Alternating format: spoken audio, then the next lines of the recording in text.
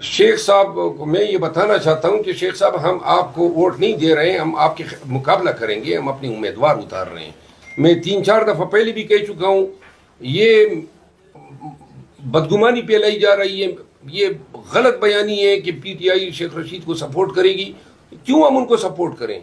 जिस शख्स ने प्रेस कॉन्फ्रेंस किया है वो हमारे कागजात से निकल चुका है। शेख रशीद के मुकाबले में हमारे अच्छे उम्मीदवार आए हुए हैं, उन्होंने कागजात नामजदगी जमा किए हुए हैं। पीटीआई के तमाम वर्कर्स को मैं कहता हूँ, ये खान साहब के अल्फाज हैं, पूरी जिम्मेदारी से मैं ये कह रहा हूँ कि पाकिस्तान तहरीक इंसाफ रावलपिंडी के दोनों हल्कों में अपने उम्मीदवार जो हैं वो लड़ाएगी और हम शेख रशीद का मुकाबला करेंगे। उनके और हमारे सियासी जो हमारी अमांगी है वो दरवाजे खत्म हो चुके हैं, वो चैप्टर क्लोज हो चुका है। जब तक 1-2 आईजी और जब तक 2-3-4 सियासतदान तवीन अदालत में जेल नहीं जाएंगे, इन्होंने डरना नहीं है, इनको कोई खौफ नहीं लगना। ये भी कुछ बताया जा रहा है कि 2-3 जो है पार्टियां आपने रजिस्टर्ड करवाई इलेक्शन कमीशन में, ऐसा कुछ है? जी हाँ, हमारे पास हैं अल्टरनेटिव्स हैं, वो उस वक्त एक्सरसाइज करेंगे। लेकिन बल्ला जो है, बल्ले के पीछे ये इसीलिए पड़े हुए थे कि ताकि हमें इलेक्शन प्रोसेस में डैमेज कर सके, और डैमेज जो है ये रिजर्व सीटों की शक्ल में है या उम्मीदवारान जो हैं उनकी इंतखाबी इलामात की शक्ल में है। मैं आपको एक बात बता दूं, स्कीम ये था कि ये बल्ला इन्होंने लेना था हमसे जनवरी के गुजरने के बाद, जब इलेक्शन को 1 से 1.5 हफ्ता रह गया हो।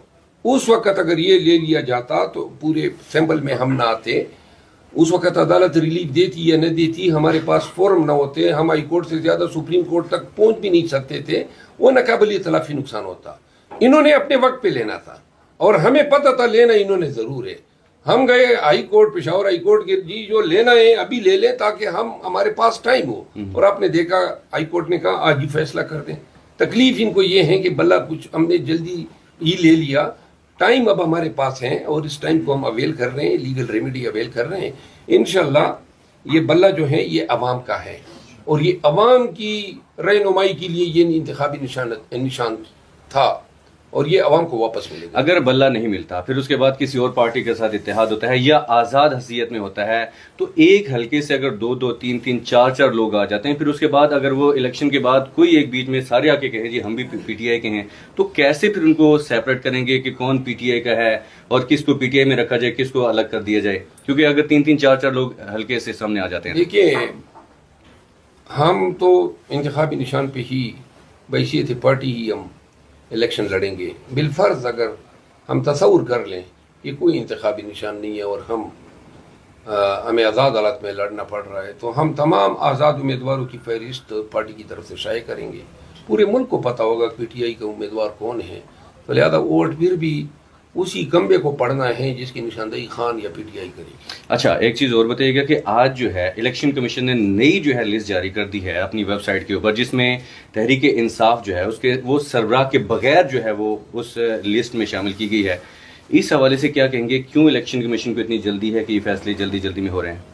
इलेक्शन कमीशन एक पार्टी है, एक फरीक बनी हुई है, उसका काम, उसको टास्क ये दिया गया है कि आपने पीटीआई पे जितनी ज़रबात लगा सकते हैं, जितना नुकसान दे सकते हैं दें, और ये इस काम में लगी हुई है। वो कोई, देखिए, इससे बढ़ के क्या बात हो सकती है कि supreme court of Pakistan election commission को कहती है कि आपने अपनी हालत ही यही बना दी है कि लोग जो हैं आप पे कोई एतमाद नहीं करते हैं। तो ये सुप्रीम कोर्ट ऑब्जर्व कर रही है कि ये कोई फोरम नहीं रहा है, कोई इंस्टीट्यूशन नहीं रहा है, और इससे बदतर इलेक्शन कमीशन कभी पाकिस्तान की तारीख में नहीं आई थी। ये इलेक्शन कमीशन तो नहीं है, ये तो अब नून लीग के तर्जमान बने हुए हैं, उनकी माँ पे वो सारी हरकतें कर रहे हैं।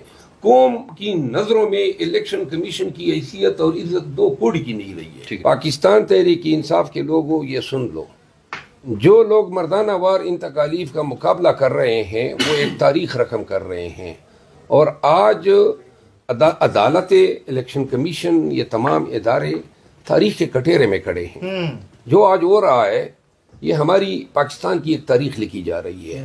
एक वक्त आएगा कि बताया जाएगा कि जब चेयरमैन पीटीआई को उसका वो मसनद छीन लिया गया, उसको जेल में डाला गया, उसको सजा दिलवाई गई, उसको मुतअद्दिद बेबुनियाद लघु केसों में फंसाया गया, उसकी पार्टी के तमाम वर्कर्स का शिराजा बखेरा गया, ज़ुल्म जबर की वो इंतहा की गई कि जिसकी नज़ीर पाकिस्तान की तारीख में नहीं मिलती है।